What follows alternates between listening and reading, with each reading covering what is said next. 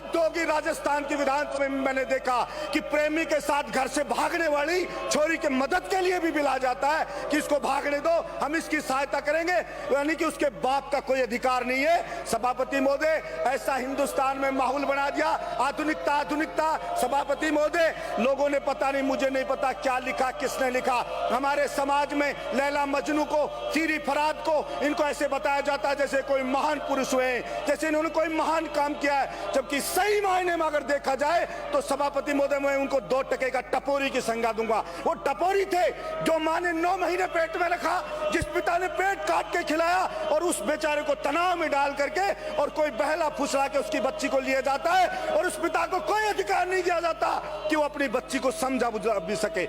सभापति महोदय, auto rickshaw में किराया निर्धारित करने का कानून बनता है, मिनी बस में किराया निर्धारित करने का कानून बनता है, लेकिन स्कूल जो एज कॉलेज ये वेलफेयर के लिए होते हैं, कोई व्यापार नहीं होता है। लेकिन आज तक मुझे समझ नहीं आया कि किसी भी सरकार ने, किसी भी पार्टी की सरकार रही हो, किसी ने भी कभी इस बात के लिए कानून बनाने का नहीं सोचा कि इन पे लगाम कैसे लगाई जाए। सभापति महोदय, एक नाई के मैं सेविंग कराने जाता हूं, सभापति महोदय 2 लाख का प्लॉट खरीदा नाई ने, 2 लाख का प्लॉट खरीदने पे इनकम टैक्स का नोटिस आ जाता है कि 2 लाख रुपए कहां से लाए थे, और सीए उसको कहता है 30,000 रुपए चाहे तब आपका पिंड छूटेगा। ये इनकम टैक्स का हाल है। लेकिन मैंने कभी नहीं सुना जो वेलफेयर के लिए काम करने वाली, जो ये कॉलेज स्कूल के मालिक के घर पे कभी इनकम टैक्स गई हो।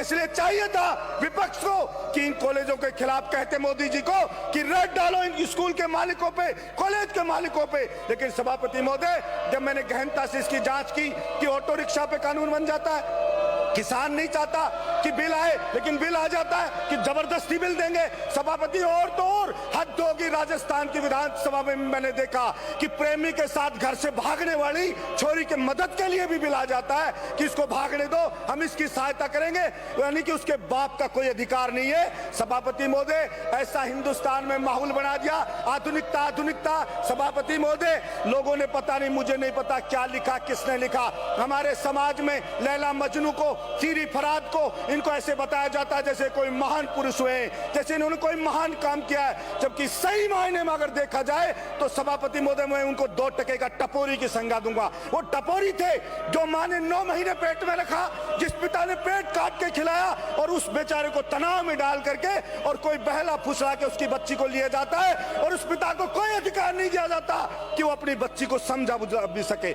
इसलिए ऐसे बिल आ जाएंगे, सारी किसान नहीं चाह रहा वो बिल आ जाएंगे, तरह तरह के बिल आ जाएंगे, लेकिन ये बिल कहीं पे किसी भी हिंदुस्तान की किसी भी सरकार में ये नहीं आया कि साहब जो गरीब का बेटा है, किसान का बेटा है, मजदूर का बेटा है, वो महंगी शिक्षा नहीं ले सकता, इसलिए उसको सस्ती शिक्षा कैसे दिलाई जाए, उसमें जोर नहीं देगा। क्योंकि कारण इतना है, सारे सफेद पोस्ट नेता हैं या आईएएस हैं जो सीनियर, उन्हीं की कॉलेज चलती हैं, उन्हीं के स्कूल चलते हैं, और सभी के सभी सारे के सारे एक ही थैली के चट्टे बट्टे सब भाई हैं। किसकी भी सरकार आए उन पे ना बना है ना आगे कभी बनेगा। इसलिए मैं मेरे विपक्ष के साथियों से भी कहना चाहता हूं कि कभी आपका जमीन जगे तो इसके ऊपर भी आवाज उठाना। जब मानूंगा जब आप बैल में बैठोगे, या आपकी सरकार आई थी जब ये बनाते, या कभी आपकी सरकार किसी स्टेट में उसमें कानून बनाओ और गरीब किसान को वास्तव में राहत दिलाओ। लेकिन राहत नहीं दिलाई जाती है, सिर्फ राजनीति चमकाई जाती है।